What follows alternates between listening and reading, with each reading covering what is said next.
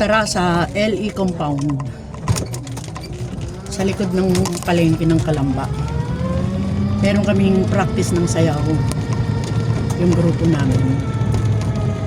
Dadaanan ko si Ibing sa Mercado de Calamba.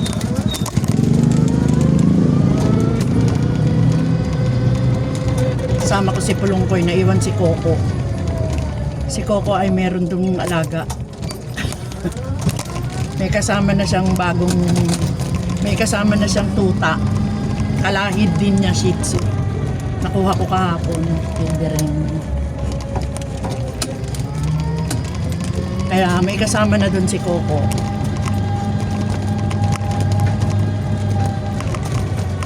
Siya ngayon ang nagbabantay doon. Sa bagong tuta.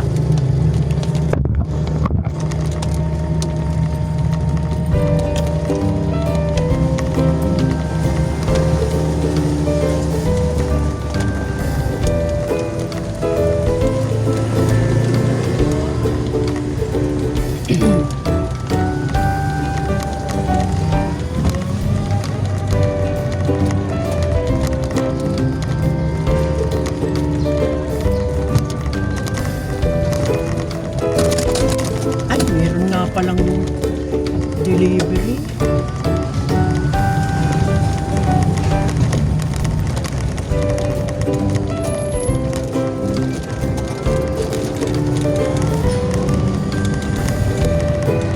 Yung bang nag-abot sa'yo nung Shopee nung isang araw, yung dating lalaki pa rin?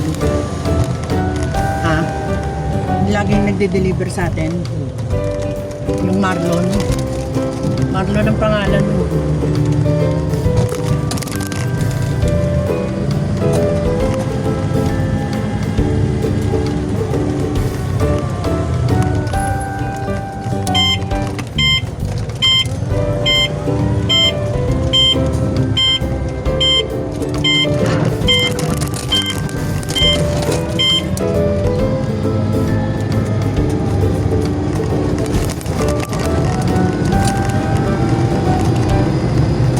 Itong kaliwang building, pagawaan ng donuts. Dunkin Donuts ba yan? Tapos itong kanan, Wilcon. Parang, yun ang bango, may donut. Parang ano siya, Dunkin Donuts.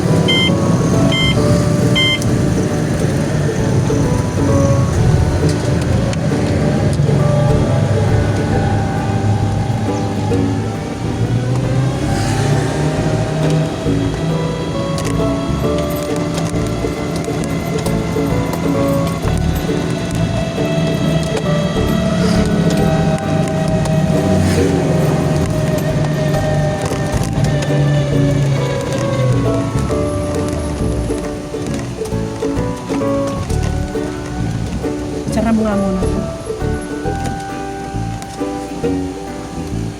Hindi ko pala naaayos eh.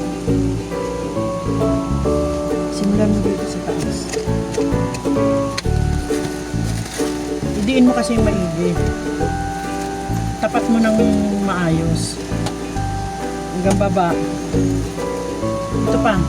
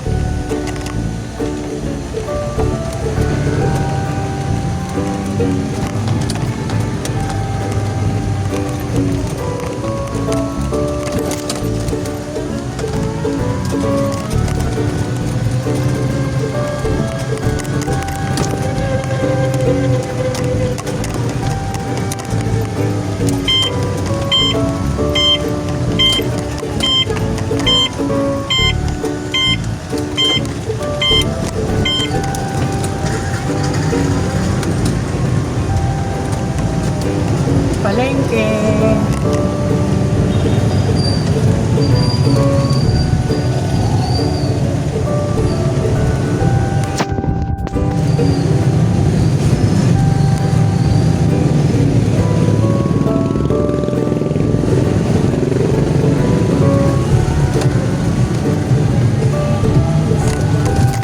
Tinawagan ako ni Bireng para sabihin nga na yung dalawa kasi ang natira na yan eh. Yung isa kukunin na nga daw dapat nung linggo. Sabi ko, tapos di ganun nga. Sabi ko, wala na nga daw kasi mag-aalaga. Sabi ko, gusto mo, ialok ko pa rin. Kunin ko sa'yo, at least nakikita ng gustong tumingin. Hindi pumayag naman. Tapos, biglang na-postpone, naging Monday. Kaya sabi ko, sige, pupuntahan kita ng Monday. Kaya nandun ako kahapon. Ano ba? Linggo nga kahapon. Ang Monday ka. Linggo Ngayon Monday, linggo kahapon kasi nag-church sila eh. So nakuha ko kahapon, nagpunta ako doon. Tapos yung isang aso, ngayon daw kukunin. Tapos naging Martes. Eh siyempre, yung mga tuta na i-stress din pag biglang kinuha mo. Wala kang kalaro. Pero okay na naman siya dun sa bahay. May magbabantay naman sa kanya eh, si Coco. Silang dalawa magkaulan. Naglaway kahapon si Coco, yung tumutulo yung laway na maraming ganun. Ganun pala yun pag ang aso, pag nai-stress, tumutulo ang laway. Pagdating kinabirin, nanibago baga si Coco kasi ang daming aso. Dalawang tuta, tsaka yung nanay at tatay niya. Si Buninay, tsaka si Brando. Sabi ni Bering, stress daw yung ganun. Daming laway, tumutulo hanggang pagdating sa bahay. Puro laway. Buti na wala na yung laway. Hindi na yung stress pagka wala nang laway. Siguro na lang kahapon na Okay naman si Sally ko. Diyan kami kakain na lang. Sige. Yan, dito tayo kinasali. Ako nga ng mami.